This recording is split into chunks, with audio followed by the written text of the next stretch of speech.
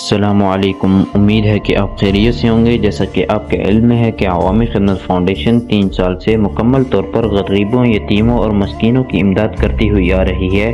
اور عوامی خدمت فاؤنڈیشن کے سامنے آئے روز ہر وقت کوئی نہ کوئی ریکویسٹ موصول ہوا کرتی ہے، چاہے وہ ریکویسٹ بیماری کی ہو یا کسی اور سلسلے میں ہو۔ جیسا کہ آپ کے علم ہے کہ عوامی خدمت کے لیے کوئی ایمبولینس نہیں تھی، اور عوامی خدمت فاؤنڈیشن کے سامنے ایک ایمبولینس کی ریکویسٹ رکھی گئی، اور عوامی خدمت فاؤنڈیشن نے اس ریکویسٹ کو منظور کروا کے عوام کے لیے ایک ایمبولینس مہیا کروائی، اور اسی سلسلے میں عوامی خدمت فاؤنڈیشن کے سامنے ایک اور ایمبولینس کی ریکویسٹ رکھی گئی ہے۔ اور میں آپ سب سے اپیل کرتا ہوں کہ عوامی خدمت فاؤنڈیشن کے ساتھ بھرپور تعاون کرے، تاکہ عوامی خدمت فاؤنڈیشن غریبوں، یتیموں اور مسکینوں کی امداد کر سکے، اور انشاءاللہ یہ آپ کا تعاون کیا ہوا کسی اور کے کام نہیں آئے گا، بلکہ آپ کے عوام کے لیے اور آپ کی ضروریات کے لیے استعمال کیا جاتا ہے۔ اور جیسا کہ آپ کے علم میں یہ بھی ہے کہ مزید سردیاں شروع ہو گئی ہیں، اور غریبوں اور یتیموں اور مسکینوں کی جو سردیوں کی ضروریات ہیں، یعنی کہ کوٹ بوٹ وغیرہ، یہ سب کچھ عوامی خدمت فاؤنڈیشن پورا کرے گی۔ اور میں آپ سے یہ اپیل کرنا چاہتا ہوں کہ آپ عوامی خدمت فاؤنڈیشن کے ساتھ بھرپور تعاون کریں، تاکہ یہ آپ کا تعاون کیا ہوا، یہ آپ کا اللہ کی راہ میں دیا ہوا پیسہ کل قیامت والے دن